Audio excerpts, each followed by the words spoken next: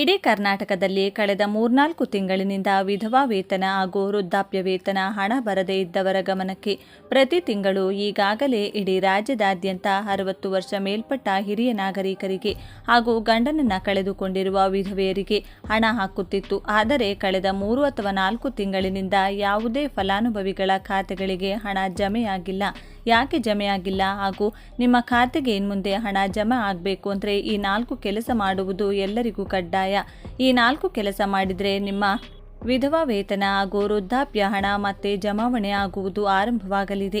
ನಿಮ್ಮ ಬ್ಯಾಂಕ್ ಖಾತೆಗೆ ಈ ಪಿಂಚಣಿಗಳ ಹಣ ಬರುವುದು ನಿಂತಿದ್ರೆ ತಪ್ಪದೆ ಈ 4 ಕೆಲಸ ಈಗಲೇ ಮಾಡಿ ಮುಗಿಸಿಕೊಳ್ಳಿ.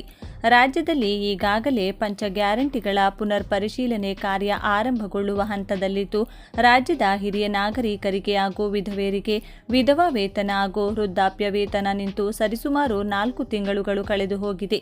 ಆದರೆ ಯಾರೂ ಕೂಡ ಹಣ ಪಡೆದುಕೊಂಡಿಲ್ಲ.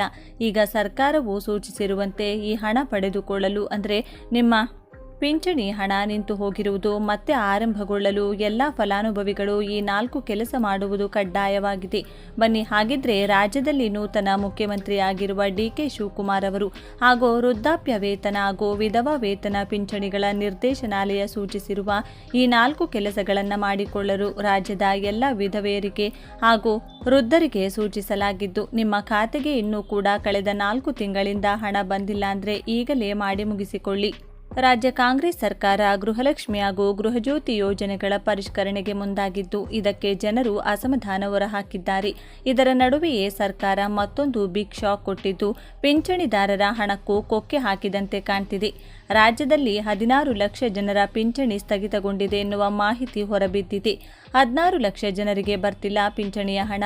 ಗೃಹಲಕ್ಷ್ಮಿ ಗೃಹಜ್ಯೋತಿ ಯೋಜನೆಗಳ ಸರ್ಜರಿ ನಡುವೆ ಪಿಂಚಣಿ ಪಡೆಯುತ್ತಿದ್ದವರಿಗೆ ದೊಡ್ಡ ಆಘಾತವಾಗಿದ್ದು, ಕಳೆದ 3 ತಿಂಗಳಿಂದ ರಾಜ್ಯದ 16 ಲಕ್ಷ ಜನರಿಗೆ ಪಿಂಚಣಿ ತಲುಪಿಲ್ಲ.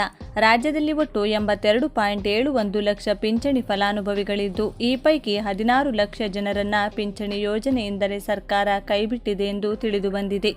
ವೃದ್ಧಾಪ್ಯ ವೇತನ ಬರ್ತಿಲ್ಲ, ವಿಧವಾ ಪಿಂಚಣಿಯೂ ಇಲ್ಲ. ವೃದ್ಧಾಪ್ಯ ವೇತನ, ವಿಧವಾ ಪಿಂಚಣಿ, ಸಂಧ್ಯಾ ಸುರಕ್ಷಾ, ಅಂಗವಿಕಲರಿಗೆ ನೀಡುತ್ತಿದ್ದ ಪಿಂಚಣಿ ಯೋಜನೆಗೂ ಸರ್ಕಾರ ಸರ್ಜರಿ ಮಾಡಿದ್ದೆ ಎನ್ನುವ ಪ್ರಶ್ನೆ ಮೂಡಿದೆ.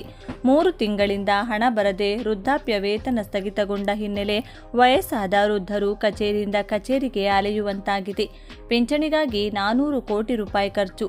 ಮನೆ ಖರ್ಚಿಗೆ, ಔಷಧಿ ಖರೀದಿಗೆ ಆರ್ಥಿಕ ನೆರವಾಗಿದ್ದ ಪಿಂಚಣಿಯ ಹಣ ಸ್ಥಗಿತದಿಂದ ವೃದ್ಧರು ಕಂಗಾಲಾಗಿದ್ದಾರೆ. ಪ್ರತಿ ತಿಂಗಳು ಸರ್ಕಾರ 82 ಲಕ್ಷ ಜನರಿಗೆ ಪಿಂಚಣಿಗಾಗಿ 400 ಕೋಟಿ ಖರ್ಚು ಮಾಡುತ್ತಿದೆ. ಇದೀಗ 16 ಲಕ್ಷ ಜನರಿಗೆ ಕೊಟ್ಟು ಸುಮಾರು 150 ಕೋಟಿ ಉಳಿತಾಯ ಮಾಡಲು ಮುಂದಾಗಿದೆ ಎನ್ನುವ ಆರೋಪ ಕೇಳಿಬಂದಿದೆ. ಪಿಂಚಣಿ ಸ್ಥಗಿತಗೊಳಿಸಿದ್ಯಾಕೆ? ಪಿಂಚಣಿಗೆ ಅರ್ಜಿ ಸಲ್ಲಿಸುವಾಗ ನೀಡಿದ್ದ ವಿಳಾಸದಲ್ಲಿ ವಾಸವಿಲ್ಲದ ಕಾರಣ 21 ಲಕ್ಷ ಜನರ ಪಿಂಚಣಿ ಸ್ಥಗಿತ. ಆದಾಯ ಪ್ರಮಾಣ ಪತ್ರ ಸಲ್ಲಿಸದ ಕಾರಣ 45,853 ಜನರಿಗೆ ಪಿಂಚಣಿ ಸ್ಥಗಿತ. ಪರಿಶೀಲನೆ ವೇಳೆ ಸೂಕ್ತ ದಾಖಲೆ ನೀಡದ ಕಾರಣ 13,23,932 ಜನರ ಪಿಂಚಣಿ ಸ್ಥಗಿತ.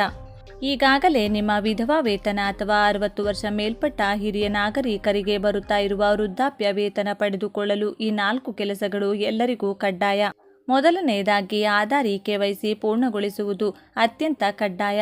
ಸರ್ಕಾರವು ನಕಲಿ ಫಲಾನುಭವಿಗಳನ್ನು ತಡೆಯಲು ಜೈವಿಕ ಗುರುತು ಅಥವಾ OTP ಆಧಾರಿತ KYCಯನ್ನು ಕಡ್ಡಾಯಗೊಳಿಸಿದೆ.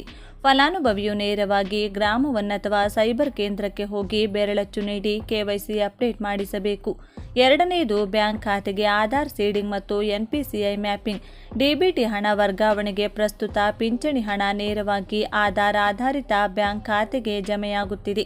ನಿಮ್ಮ ಬ್ಯಾಂಕ್ ಶಾಖೆಗೆ ಅಥವಾ ಅಂಚೆ ಕಚೇರಿಗೆ ಭೇಟಿ ನೀಡಿ ಖಾತೆಗೆ ಆಧಾರ್ ಲಿಂಕ್ ಆಗಿದೆಯೇ ಮತ್ತು NPCI national payments corporation of India mapping ಸಕ್ರಿಯವಾಗಿದೆಯೇ ಎಂಬುದನ್ನು ಖಚಿತಪಡಿಸಿಕೊಳ್ಳಿ. ಮೂರನೆಯದು ಭೌತಿಕ ಬದುಕು ಉಳಿಯುವಿಕೆಗೆ ಪ್ರಮಾಣ ಪತ್ರ.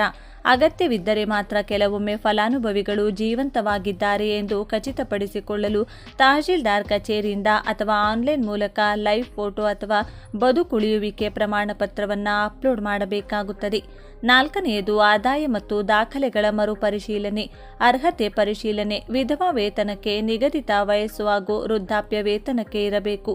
BPL ಕಾರ್ಡ್ ಚಾಲ್ತಿಯಲ್ಲಿರಬೇಕು ಮತ್ತು ವಾರ್ಷಿಕ ಆದಾಯ ಮಿತಿ ಮೀರಬಾರದು. ದಾಖಲೆಗಳಲ್ಲಿ ಲೋಪವಿದ್ರೆ ನಾಡ ಕಚೇರಿಯಲ್ಲಿ ತಿದ್ದುಪಡಿ ಸಲ್ಲಿಸಬೇಕು. ಅಗತ್ಯವಿರುವ ದಾಖಲೆಗಳು. ಈ ದಾಖಲೆಗಳ ಪ್ರತಿಯನ್ನು ಸಿದ್ಧವಾಗಿಟ್ಟುಕೊಳ್ಳಿ. ಪಿಂಚಣಿ ಮಂಜೂರಾತಿ ಆದೇಶದ ಪ್ರತಿ, ಫಲಾನುಭವಿಯ ಆಧಾರ್ ಕಾರ್ಡ್, ಚಾಲ್ತಿಯಲ್ಲಿರುವ BPL ration card, bank passbook ಅಥವಾ ಪೋಸ್ಟ್ ಆಫೀಸ್ ಖಾತೆ ಪುಸ್ತಕ, ಮೊಬೈಲ್ ಸಂಖ್ಯೆ, ವಿಧವಾ ವೇತನಕ್ಕೆ ಪತಿಯ ಮರಣ ಪ್ರಮಾಣ ಪತ್ರ, ಇತ್ತೀಚಿನ ತಾಂತ್ರಿಕ ಅಪ್ಡೇಟ್ಗಳು ಮತ್ತು ಗ್ಯಾರಂಟಿ ಯೋಜನೆಗಳ ಪರಿಶೀಲನೆ ಪ್ರಕ್ರಿಯೆಗಳಿಂದಾಗಿ ಕೆಲವು ಕಡೆ ತಡವಾಗಿರಬಹುದು.